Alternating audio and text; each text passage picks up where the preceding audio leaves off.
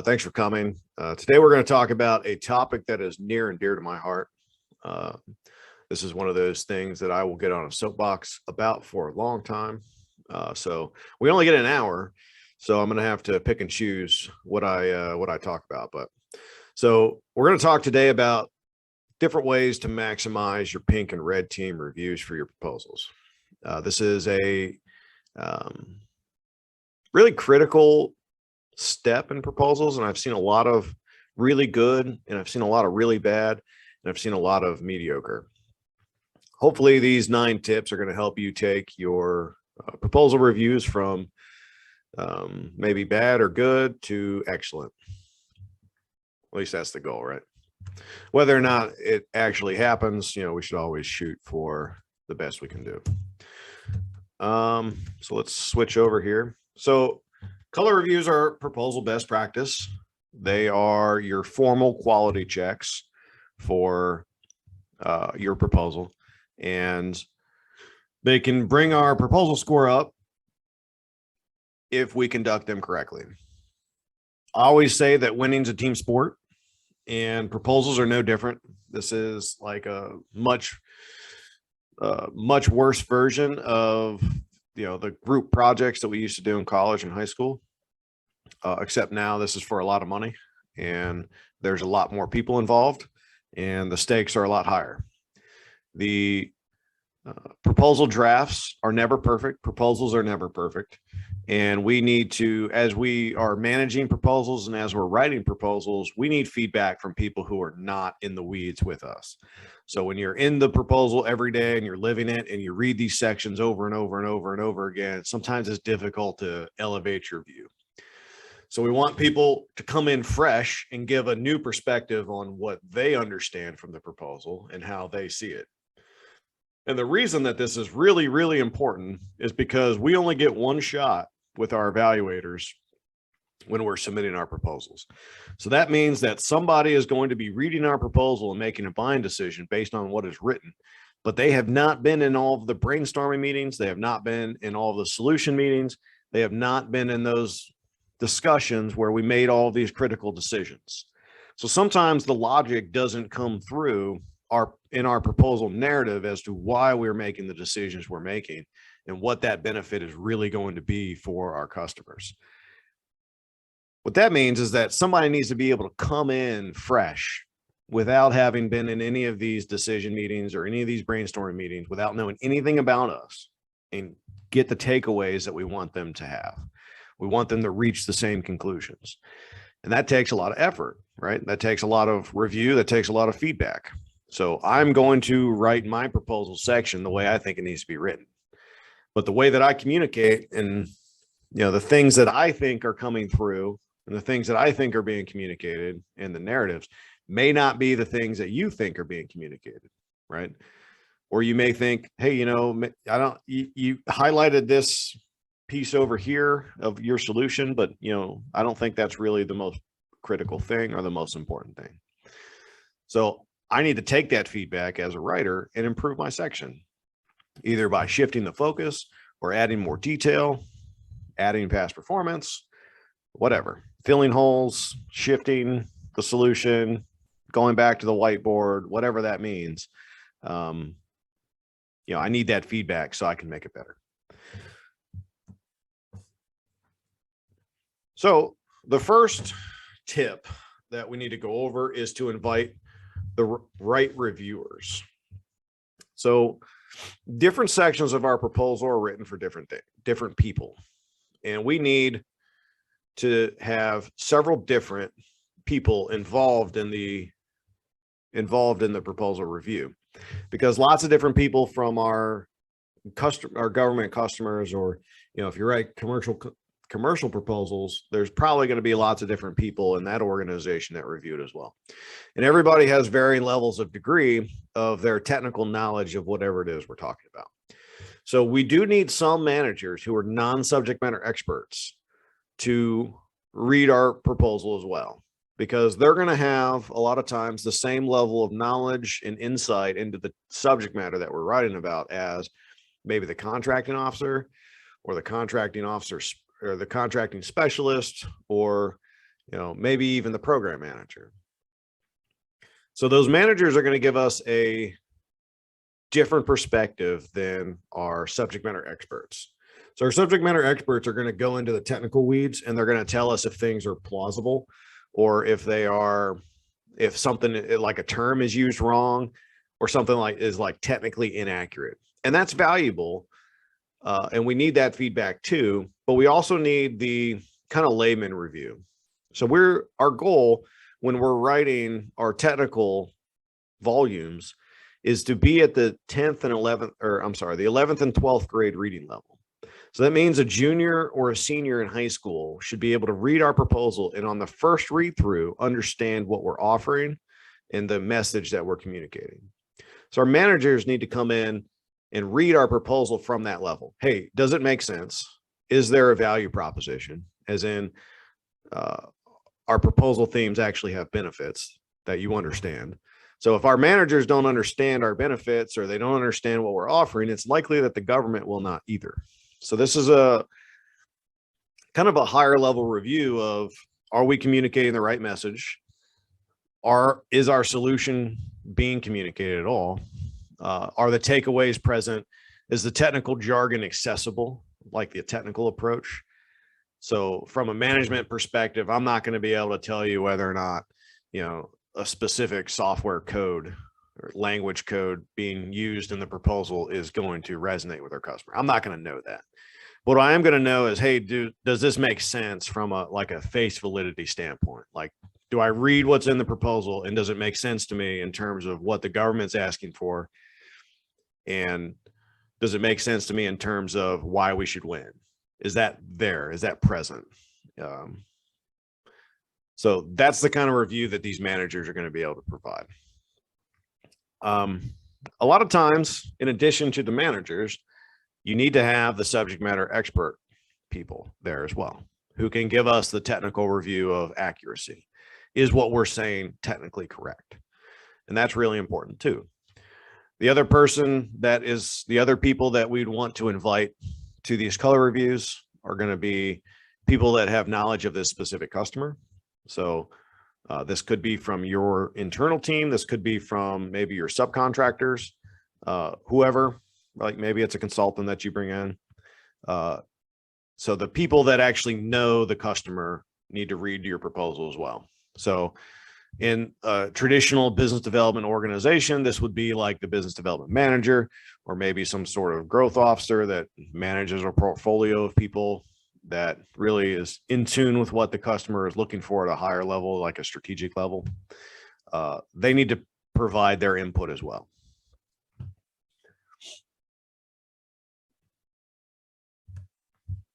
Okay, so we want to get the right people in the room, and we want to make sure that we get a different level of review from everyone, and that those people have access to the document, they've read the RFP, and that they understand the role that they're going to provide. A lot of times what happens is, and maybe we'll get to this in one of the other slides, but I want to bring it up now. A lot of the times what happens is that these reviewers, if we don't train them correctly, will go and edit for like spelling and grammar. And that's not really what we need as proposal managers, proposal writers, because hopefully our proposals go through an editing process before we send it in. So especially at the pink team. So our standard at OST is that the pink team is 60% customer ready. And what that 60% really means is that the approach is present. The proposal is mostly compliant.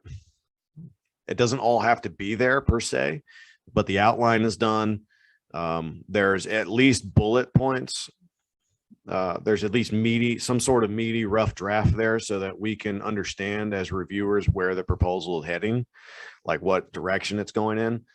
There needs to be enough content there for the reviewers to give you feedback on the solution, value propositions, and things like that. It doesn't have to be written in final language or proposal language per se. The graphics don't all have to be done or rendered. They just maybe need to be sketched out, or there needs to be notes there of what conceptually that graphic is going to look like. But we need to have an idea about what the final proposal is going to look like. However, the pink team is really a review of the first draft and also the annotated outline. So that's really the goal that we're looking at pink team. So what happens is people who do not do reviews for a living or have not been trained in how to do a good review or a proper review will go and edit for grammar and spelling. And especially at the pink team, we don't need that. And when I do a kickoff meeting for a review or, a pink team review, I will explicitly tell people, if you provide me comments on spelling and grammar issues, I'm going to ignore them. So don't waste your time.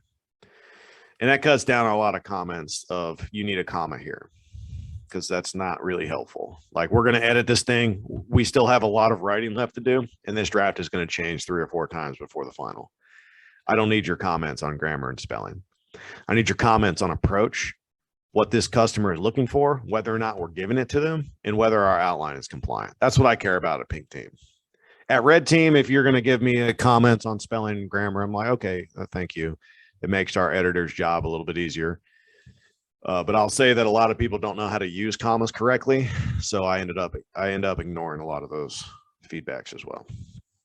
All right. So we want to make sure the right people in the room.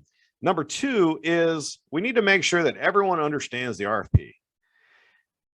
I can tell you from doing hundreds of reviews every year, hundreds of reviews, I probably do close to 100 reviews a year. So I don't want to exaggerate, but I'd say in probably more often than you might think, I'll say that way. More often than you might think, I get a person who reviews a proposal that has clearly not read the RFP. And it's really frustrating to have somebody ruminate about why are we not talking about a specific topic when, the RFP says to talk about it somewhere else, or, it's not even being asked for.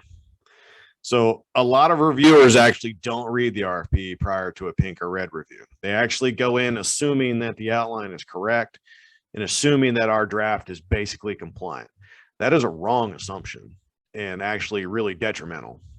So if the reviewers don't read the RFP, then they can't give us feedback really on what it is that the government's looking for and how we can improve our proposal in context of what we have to provide.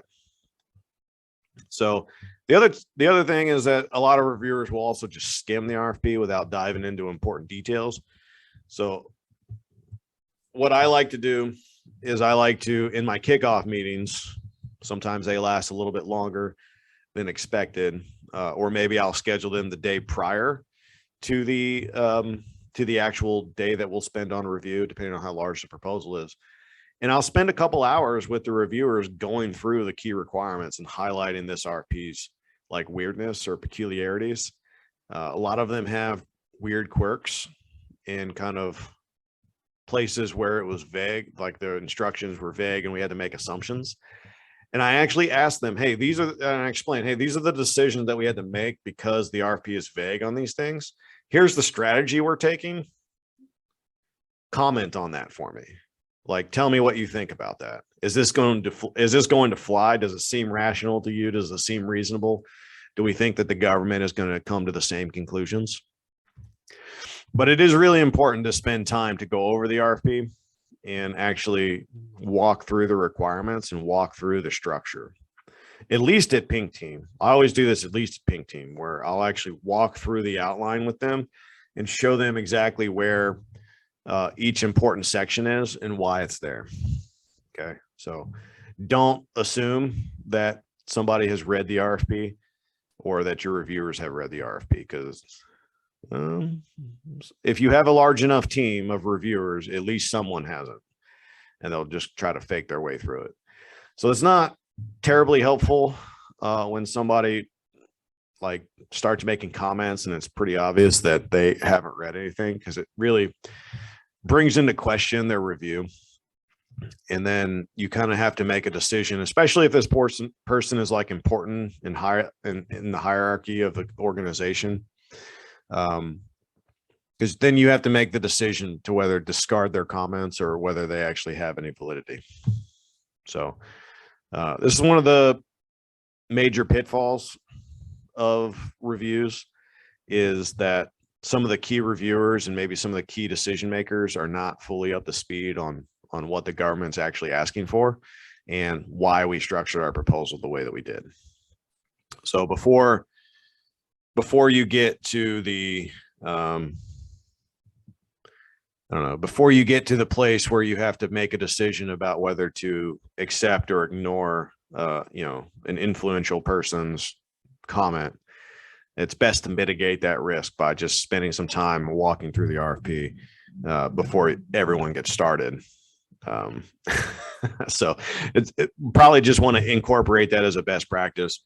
Spend an hour and a half, or 2 hours, maybe the day prior to the review, while maybe your team is getting the documents ready, to say, hey, this is the time. And you can actually put this on your proposal schedule.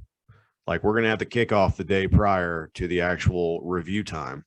Or you can do the kickoff the day of and give people extra time at the end and maybe do the debrief the next day. Depends on your schedule. And it depends how good your team is at meeting the deadlines, like the internal deadlines to get these drafts done.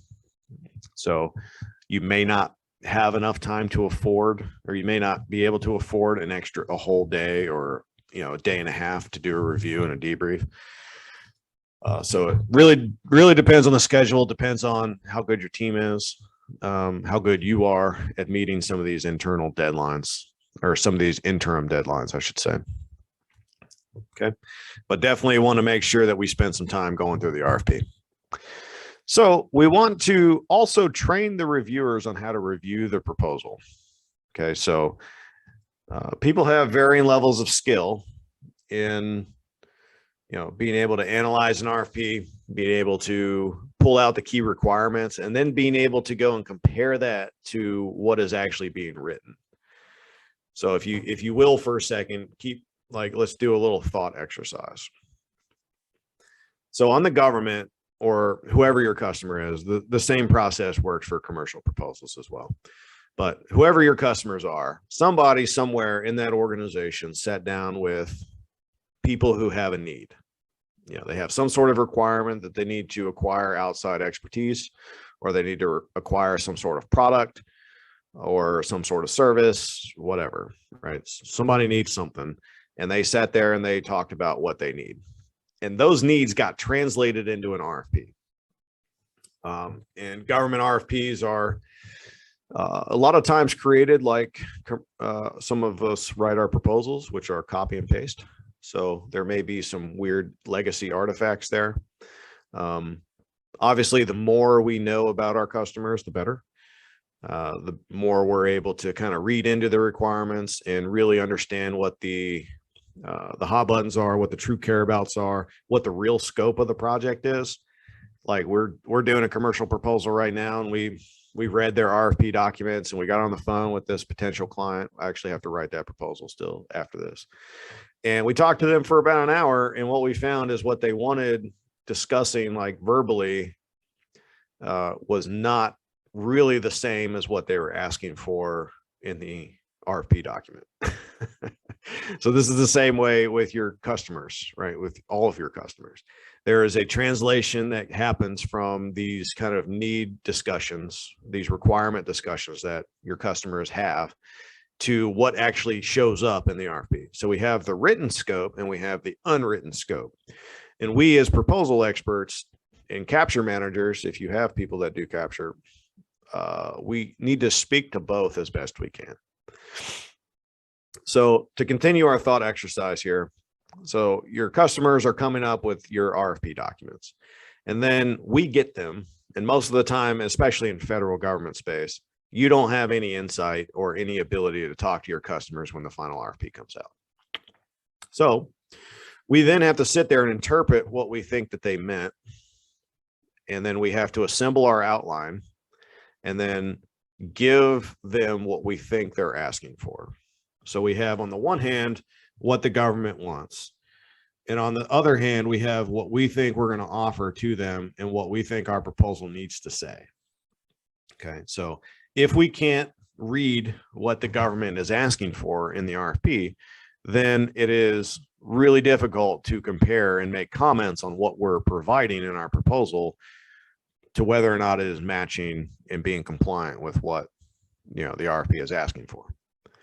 So what we need to do is we need to, as proposal professionals, either as a proposal manager, proposal writer, whatever, as a BD lead, is that we need to go through our do a little bit of training with our reviewers on what compliance means and what it actually looks like.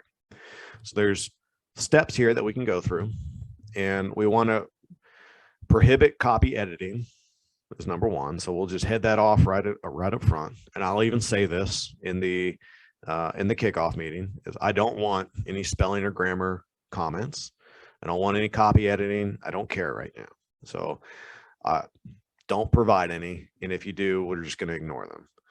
So number two is you want to show good and bad comments. So a bad comment would be like maybe a paragraph highlighted and then a comment made with a bunch of exclamation points, or what with all capital letters and a bunch of question marks at the end, or who wrote this with a bunch of question marks. Like, what are we supposed to do with that? Like if I see a bunch of, or this is wrong, right? I've seen that a bunch. I've seen comments that are just, this is wrong. Well, is it grammatically wrong? Is it technically wrong? Like what kind of wrong is it? Like I now have to come back to you and ask you what you actually meant, instead of you taking a second and actually gathering your thoughts and writing it down in a comment that I can read and then understand how to fix. So a bad comment is just you emoting about the state of the draft, either because you don't understand how the proposals works, how the proposal development process works, or because you don't understand how to make good comments, or maybe you don't understand how to read an RFP. I don't know. There's lots of reasons why people make these kind of comments, but a bad comment, and you can hear me getting a little fired up because you have to deal with this. And I explained to people in the kickoff meetings is that the proposal team has worked really hard on this proposal.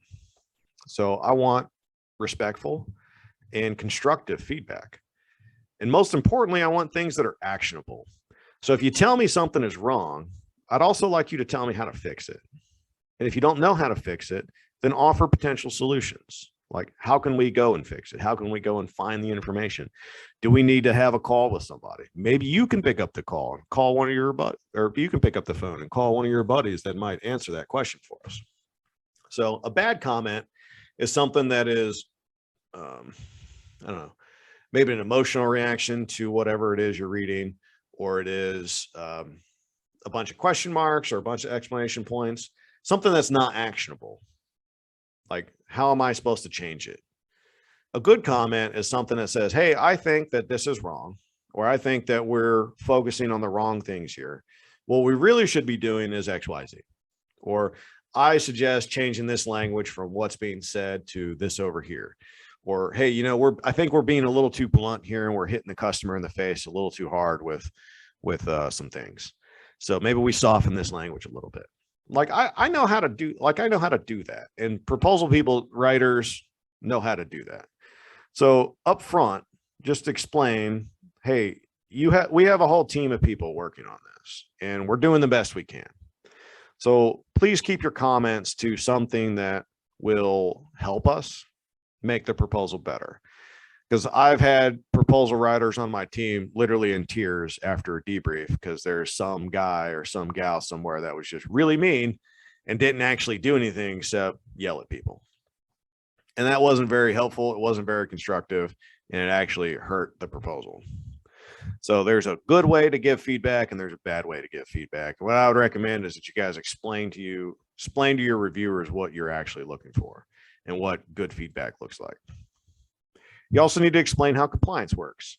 So when I walk through the RFP requirements, I'm saying, hey, look, in the proposal instructions, we need to hit these topics. We can read through the requirements here, but it's really these, 5 or 6 things that are dictating how our proposal looks.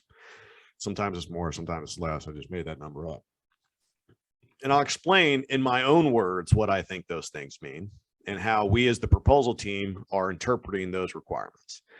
If you have a different interpretation, please tell us. We need to know. We want your input on that kind of stuff. But we believe that we need to address these various number of topics that the instructions and the evaluation criteria are telling us that we need to address. Do you agree? This is what we believe compliance looks like. Like, do you agree? Give us your feedback on that. You can also explain to the reviewer how to review the proposal like an evaluator. So in other words, in the evaluation criteria, the government will tell us how they're going to evaluate. And you can mirror that process because they walk you through the process. You can mirror that process in your review. So if you're doing like a past performance review, for example, you can have your reviewers give you a confidence rating. Hey, I want you to review this proposal first for relevancy. How relevant do you believe each one of these things are? And give them the rating. Is it not relevant? Is it somewhat relevant? Is it very relevant? Right? You can give a rating on each individual past performance. And then you could say, all right, well, how close is it in scope or size or complexity? And there's ratings for that. And then at the end of the past performance volume, you could say, now give a comprehensive rating for confidence. Do you have a substantial confidence in our ability to deliver? Are you somewhat confident? Are you not confident? You know, whatever the ratings are, there's a bunch of different ratings. But the same thing happens in the technical and management approach as well. And you can have your reviewers do that if you explain to them the process and give them the scorecard. So that would help us from an overall standpoint of the proposal, make it better. So where are we struggling? You can explain you want many comments, not few. So more comments are better. Most of the time when I get little feedback, it's because the proposal draft isn't very good. It's when you get like hundreds of comments is that you know that your proposal was really good because people actually have something to look at and comment on. Or, you know, maybe your proposal is excellent and people are like, wow, this is great. And, you know, I don't have much to add to this. I'll tell you that that's pretty rare, but I've seen it happen before. Most of the time you get you get more comments on proposals that are better. So don't look at more comments as your proposal draft was bad. It just means that probably the RFP was open to interpretation a lot. And we gave the reviewers a lot to look at and think about. So they had a lot to say. That's awesome. So we want to look for the positive there. We also want to ask for insights that require the reviewer's full brain power. So ask your reviewers to engage with the content. Hey guys, really think through this. Really read the proposal and think about what we're asking for and what we're presenting. And is it going to work? And how do we make it better? Like actually put yourself in the government's shoes and look at us objectively. And if you have ideas on how to make it better, please share those. If you think that we're doing something wrong, please share that too.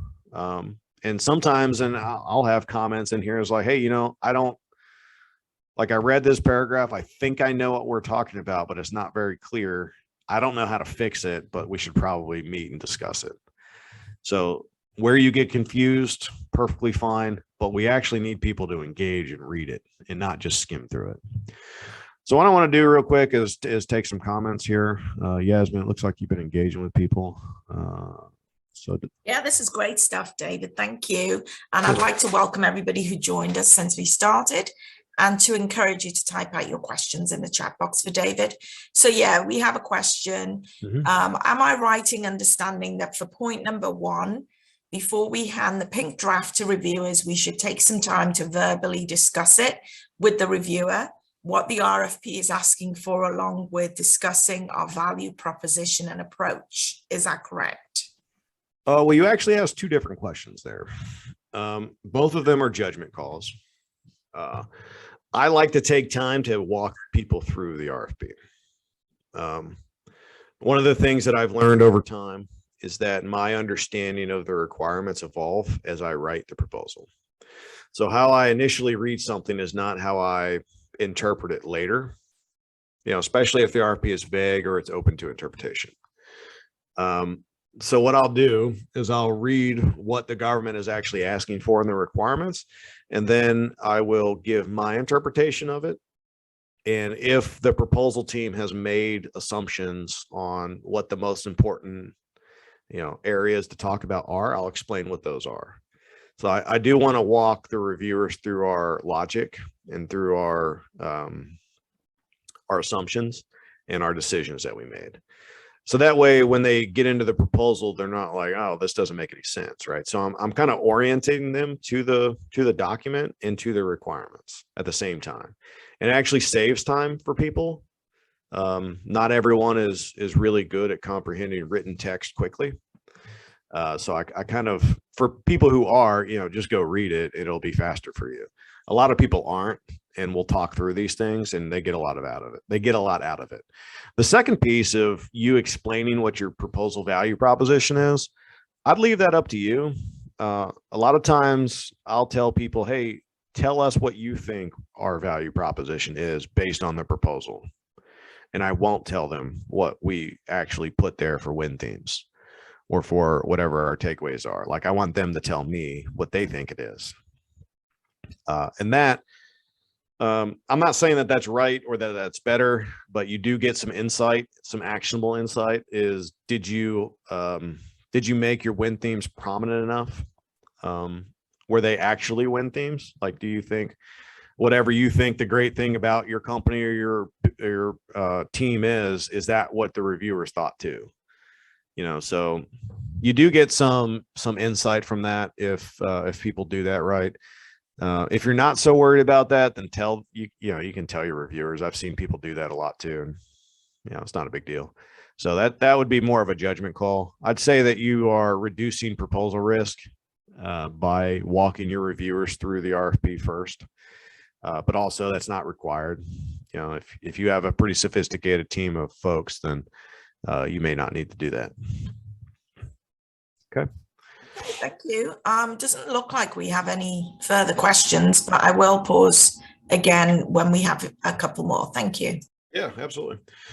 All right. So now that we've picked the people, we've briefed them, and by the way, all of this takes prior planning. So just keep that in mind. You'd want to do this assignments matrix before you have the kickoff meeting so that it's there and that you can assign people during the kickoff meeting. But you want to assign the right people to the right sections. So I don't want my cloud engineer that, or my cloud architect that makes several $100s, a couple $100s an hour reading the management section. I want that person reading the cloud architecture section.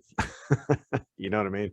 So some of this is pretty obvious, is assign your SMEs to their subject matter of expertise.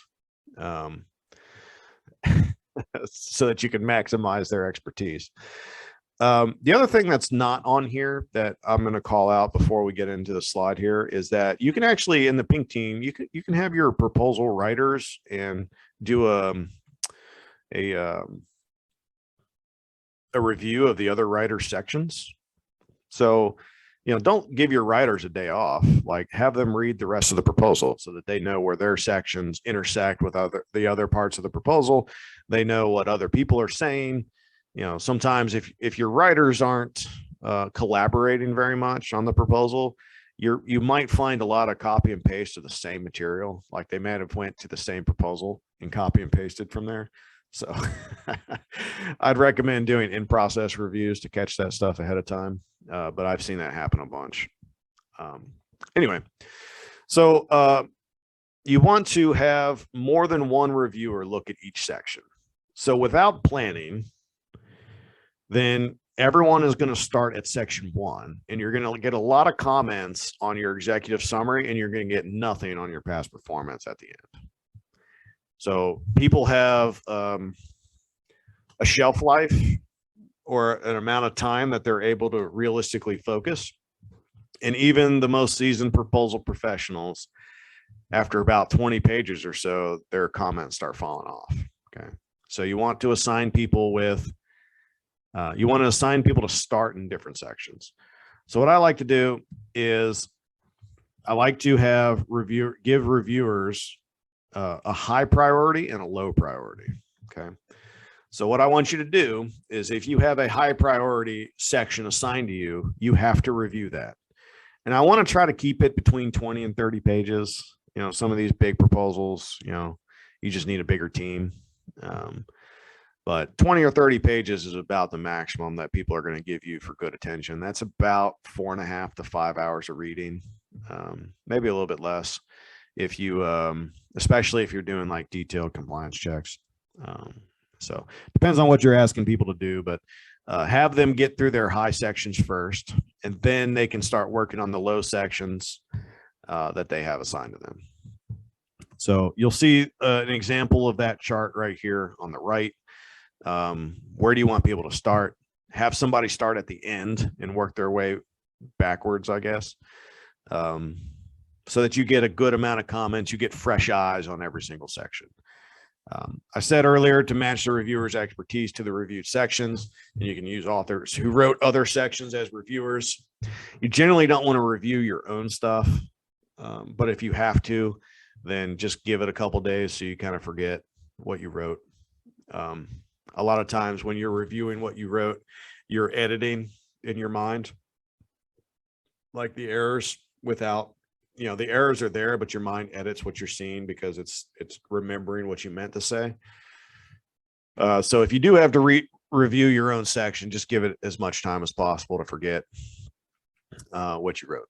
But other than that, you want to make a chart with the reviewer names, the individual sections that need to get reviewed, and then who's got the high priority, who's got the low priority. You want good coverage across, all of these different sections here. So that's why you want to make a chart like this so that you can make sure that you have good coverage. The other thing I'd say is that you want to assign at least one person to do a compliance check. So either a proposal professional or maybe a contracts manager, something like that. I would suggest not to invite your lawyers to reviews. I've seen a lot of large companies do that. Lawyers don't understand business development as best I can tell, and they don't understand proposals. So there is something called proposal truth. This is an industry jargon thing where a proposal is, yes, a sales document, number one, like that's the major goal. It's also a project plan. And there are things that you say that you will do, but you're not necessarily doing it right now, right? So the way that you have to present plans in a proposal does not always mirror reality, exactly. So there is some, there's some fudge room is the best way I could say it. Lawyer reviews are, I have never found them helpful, but maybe you have a special lawyer that is good at that kind of stuff. So if you found one of those people, congratulations. And I apologize if you are a lawyer and I'm making these comments, but it's just, you guys live in a different world, and that world is a lot different than proposals. So anyway, use a chart like this, present this chart in your kickoff. Make sure that people know exactly where to go and how to access the materials, and then where to start and what it is you're looking for. Okay. You also want to help people manage their time. We want to ensure that everyone knows how to spend their time. And with that, the agenda is really important. So we want to set a time for a kickoff, a review, like they actually need to have time to go read the document. I've seen some of I don't know if they were a new proposal manager, but there was this one proposal manager that gave me an agenda, and there was no time to read the proposal. The kickoff was like scheduled for 2 hours, and then it was time to talk. And I was like, well, when are we supposed to read it? Give you feedback, right? So people actually do need time to go read it. You can also have something called a Reviewers Caucus. And what that is a time for the reviewers to get together, and you basically get reviewers together that have reviewed the same section. And you guys collaborate together, and you decide on the one set of comments and suggestions that you want to make to the proposal team, right? So this cuts down on some of the conflicting comments and conflicting ideas. If you get your reviewers together and they kind of hash this stuff out before they present it to the proposal team.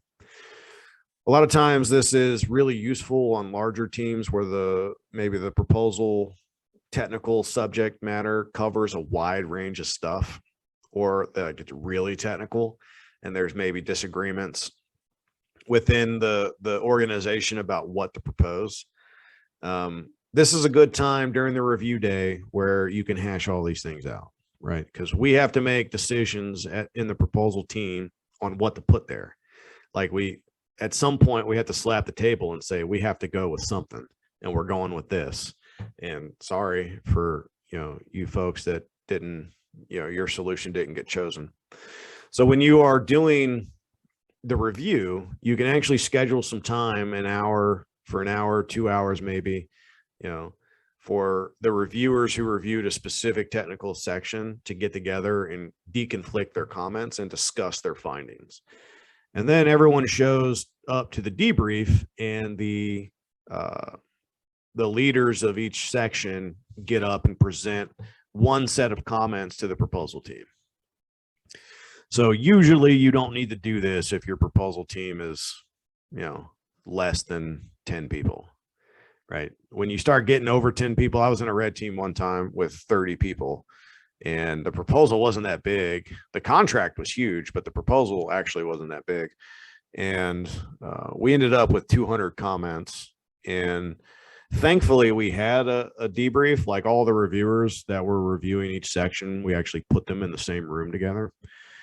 So they were working through the proposals together and coming up with their own set of comments, and then they deconflicted it for us before we got to the debrief. So then at the debrief, it was much more orderly, and the feedback was much more actionable, and we didn't have to schedule follow-up meetings with people to kind of figure out what we should do. Because that's the point of these comments, right? Is making the proposal better. We might have to change our technical approach. And if that's the case, we need to know why, and we need to know what the impact is going to be. So if we can't tell that from the written comments, then we have to schedule follow-up calls, or we just ignore it, right? So I haven't talked about this earlier, but there's 3 actions that you can do with comments. You can accept the comment, right? You can clarify the comment, which takes time, which means that I don't know exactly what you said. There might be something of value in your comment, but I need to get more clarification. Or you can ignore the comment. So those are the 3 actions. You don't have to tell people that. You just do it. I'm of the mindset that it's always better to ask forgiveness than permission. So it's probably why I did a lot of push-ups in the Army. But anyway, you get stuff done a lot faster. You also want to allocate a realistic volume of material per reviewer. I talked about that on the last slide, and add more reviewers if necessary. For a quick read, 10 minutes per page is a rule of thumb. So about 6 pages an hour. If you're doing a really deep compliance check, and maybe you're cross-referencing things, or you're taking time to write lengthy comments, it's going to slow you down significantly. So for me, when I'm doing a review, what takes the most time is when I think topics within a section are out of order, and I make or when I think the outline is wrong. So that's what takes the most time. So then I would need to think through what the new outline structure would be, and then how to move the content within the sections to the new outline. So that takes a lot of time, and I don't when that happens, I don't even get close to these metrics, because it takes a lot of time. So we want to urge reviewers to plan how they will spend their review time. So we want to refresh understanding of the requirements, right? So we're harping on that a lot throughout this presentation. People need to know what the government's asking for. Otherwise, your comments are useless. We need to check compliance. So are we actually answering the questions that the government is asking us in the RFP? And this takes a really in-depth understanding of how compliance happens. So within an RFP, and I'll do this really quick because I'm sure a lot of you guys understand this already, but for those of you who don't, there could be up to 4 different sections where you get compliance requirements from. So in the order of importance, your proposal should be outlined according to section L, which is the instructions. And that is if the RFP is following a FAR recommended structure or the FAR structure, which is alphabetical. GSA doesn't follow that. FFA doesn't necessarily. They have their own thing. DOD has the DFAR, right? So there's lots of different types of requirements, but generally an RFP will have a section called proposal instructions. That is the first priority of how to structure your outline. The second priority is, so you have to include everything that's required in section L, right? So that's the minimum. Then you have to include everything that is graded in section M, which is the evaluation criteria, right? So there may be things that are not asked for in section L, but are graded in section M, and vice versa. There may be things that are graded, or I'm sorry, how did that go? So it's not asked for in section L, but it is graded in section M. You need to include that. And there could be things that are graded in section M that are not asked for in section L. I think that's pretty much the same thing as I just said. Anyway, so we need to include everything that the section L, the instructions are asking for, because that's minimum compliance, even if it's not graded. And then we need to include everything that is graded in section M, even if it's not asked for in section L. Okay, so those are two places where there might be conflicts. Good RFPs that have been cleaned and like done correctly, those things match. So then you might also have to pull in requirements from section C, which is either going to be a statement of work, a performance work statement, or a statement of objectives. So that's the third place where you might have to check compliance. And then you might have other places like section H, which is your special contract requirements. And a lot of times you'll find your key personnel requirements in there. So what are the minimum things that you need to have for your key personnel? You may also have like things in section J, which is the flexible attachment sections that are graded or asked for. So if you have, like, for example, a quality assurance plan, the government might have included a QASP, which is a quality assurance surveillance plan. And then you may need to talk about how you're going to meet the performance requirements in the QASP. So the government likes to make things really complicated, which is why compliance can be complicated. So thanks, government. So we want to check compliance. We want to read the section once in its entirety. We want to read and comment in detail. And then we want to write up recommendations. So this is the process that I usually like to go through when I'm reviewing a section. So I'll review it once. I'll just read through it, kind of get my thoughts about what the overall takeaways are going to be. And then I go through it in detail. And a lot of times this detail is where I find the BS found from boilerplate. So boilerplate makes it seem like the proposal's done. It doesn't make the proposal any better. And most of the time it's because there's a lack of detail. So from an overall standpoint, you're like, yeah, that's kind of right. And then I don't really know why yet. And on the second read through, when I start reading in detail, I'm like, oh, it's because we're not actually answering the questions. So back to the drawing board. We also want to set expectations of how long things take so that reviewers get to work instead of a long warm up and distractions. Distractions hurt you. No one can actually multitask. That's a myth. I don't care who you are. Our brains, our computers, they can only do one thing at a time, just like our computers can only do one thing at a time. We haven't invented quantum computing yet in any reasonable state. So one thing at a time is what you get to do. So just remind people to turn off Teams, turn off Slack, turn off your social media, or check all of that stuff in advance. So then you're good, right? So get your fill up ahead, check your sports news, whatever, right? Get all that stuff out of the way, and then get ready for a long sit and some brain sweat. All right, so we want to channel reviewers' frustration constructively. So I was talking about a little bit about this on one of the earlier slides, but we want to set the rules of engagement up front, manage the atmosphere and culture of review. Do not let people attack other people. I've seen this happen before. It does not help.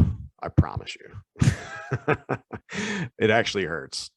So we want to tell the reviewers to roll up their sleeves and fix the issues, and don't let the reviewers carpet bomb the authors. So what I mean by that is during the review, people will be giving their feedback. And I'm sure a lot of you know who the toxic people are in your organization. don't invite them to your review, or have them give written feedback only. So verbal feedback is where you need to justify, your comments that you gave, and a lot of people actually go into more detail. So from our proposal team, as the proposal manager, you need to let them know, hey, look, guys, this is not the time for discussion. This is not the time for debate. This is the time to listen to what they have to say. And then the proposal manager's job is to clarify, ask additional questions, and kind of facilitate the debrief. The debrief is a one-way transmission of information most of the time. Okay. So if people go rapid fire through their comments, the proposal manager kind of needs to manage that and kind of slow it down a little bit and say, well, what do you mean by that? How do we fix that? So it's a little bit of a tricky situation when you have people who have strong opinions about things and just tell you what they think, whether they're right or wrong. So you kind of have to know your team a little bit and make sure to remind people to keep things constructive. And I've told reviewers in the past before, and a lot of times this happens with like really educated people. So like PhD folks who have studied something for so long and they're hypercritical about using terms correctly. And I've had to cut off people in the past when they're going into a lecture about, something or another. You're like, okay, what do we need to change it to? All right, cool. Is there anything else? Okay, no. All right, we're moving on because we got a lot to cover.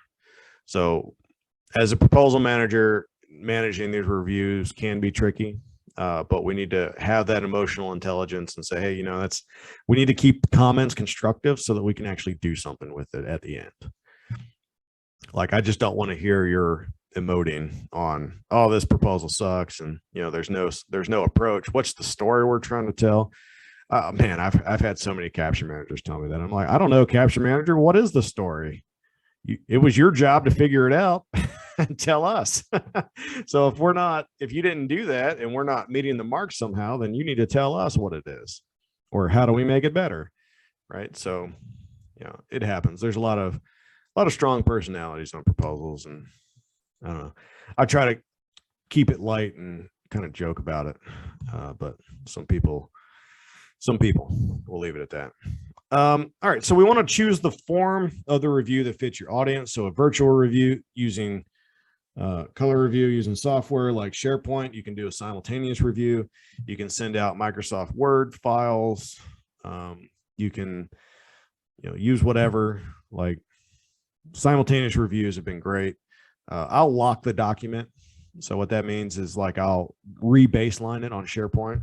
So every couple days or so, you want to download the SharePoint file. You want to clean out all the changes, and then you want to upload a new file, because SharePoint tends to glitch when they get really long and when there's lots of authors in there. So for every review, you're going to re-baseline the document, put up a new file, and then maybe edit or restrict the content editing to comment only, like Microsoft Word comment.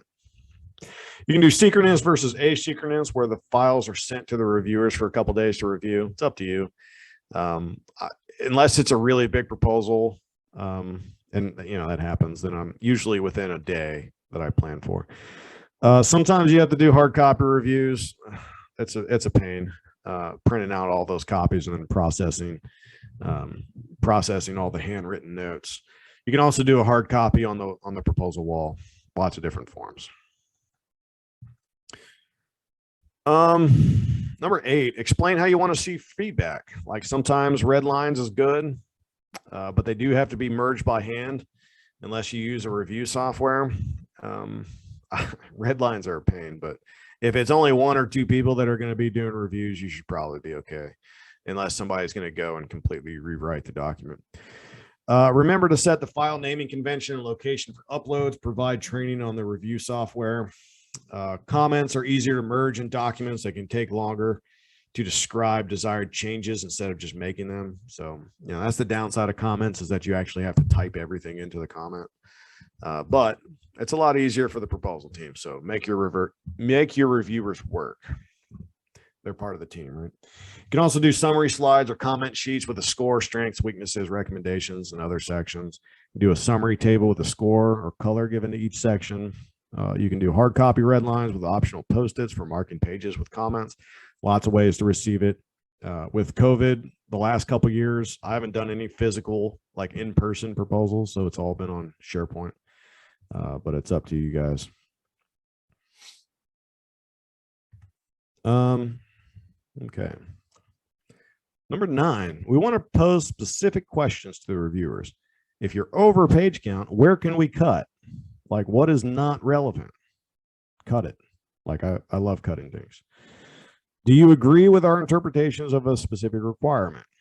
So again, this requires you to explain what all of those interpretations are, and do you think we're answering it? Have you picked up any win themes in the document? Because the reviewers will not be able to give us feedback, and we need to make sure that they pick up the win themes, on the first read. Any past performance we should go in our lineup, and any solution specific questions that you are wrestling with. So did you understand everything?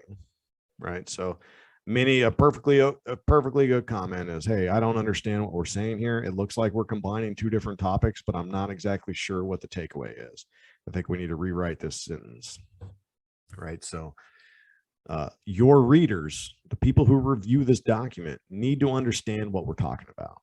And that is so important. That's probably the most important thing is, are we saying what we're supposed to be saying? And can the people who read it understand what we're talking about?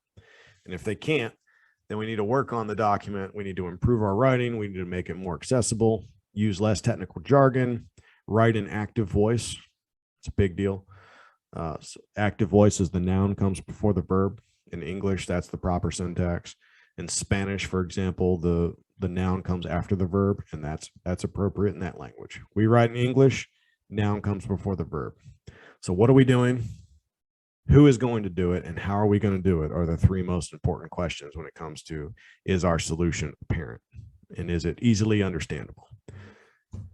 So you can visit our website, ostglobalsolutions.com. I hope you guys found this helpful. We have lots of training, lots of products, lots of free stuff on the website. Sign up for our newsletter. We're constantly pushing out contract updates that you might be interested in. We have a lot of different things to help people out. So if you have any questions, I'll stick around for a few minutes. I know we're right there at time, so we can stick around for a few minutes. I can answer questions, but connect with me on LinkedIn, shoot me an email, reach out, be happy to talk. So thanks, David. That was great as usual. OST Global Solutions always gives us an excellent presentation. I hope you got some value out of it, and you also got compliments on your push-ups as well. Yeah, there's 2 types of privates in the Army. There's smart privates and there are strong privates. I was a strong private. Okay, great. Thank you for your service. Okay, so we do have, I think, only 1 question, which is surprising. But anyway, sure. Should we cut irrelevant material even if you aren't over page count? If you are not over page count, you're probably not either addressing all of the requirements, or you're not going into enough detail about what it is and how you're going to do things. So there are several things that you need to talk about in your proposal, several elements of persuasion. So either adding more graphics, adding call out boxes for proof points like past performance. Could be it could be that we're not hitting the critical requirements. Like, there's only been a couple proposals that I did not have page count on. And most of the time on those proposals that we did the page count, or that we didn't have page count issues, is because we didn't know what to say. So we didn't actually know exactly what the customer was looking for. So I would take a hard look to see if we're adequately explaining what it is we're going to do. But as a general rule of thumb, do not include any information that the government's not asking for specifically. So like the page count limits are there so that the government can plan out how many reviewers they need, and to keep the proposals from going on forever. So if they're like any irrelevant information is one of the things I'm looking for is, hey, does this actually advance the reader's understanding of what we're offering, or why we should select you? So if it doesn't serve any of those two purposes, then I would suggest to cut it out. Okay, thanks. And one last question is, where can we find examples of review checklists? I believe we have one on our website. So we have a lot of different checklists on our website. So if you go on to ostglobalsolutions.com, it's under the free resources tab. You should be able to find checklists there. And if not, you can reach out to us at service@OST Global Solutions, and we'll see what we can find. All right, that's great. Thank you so much to our presenter, David Huff from OST Global Solutions. And thank you to the audience. We appreciate you. And David's going to send over the slides and I will share them with you. And then the video will be up later this afternoon on the PTAC YouTube channel. So you can watch the replay or share it with your colleagues. So thanks again, everybody, and we'll see you on a future PTAC webinar. Appreciate Thanks. it, guys. See ya. Thank you. Bye-bye.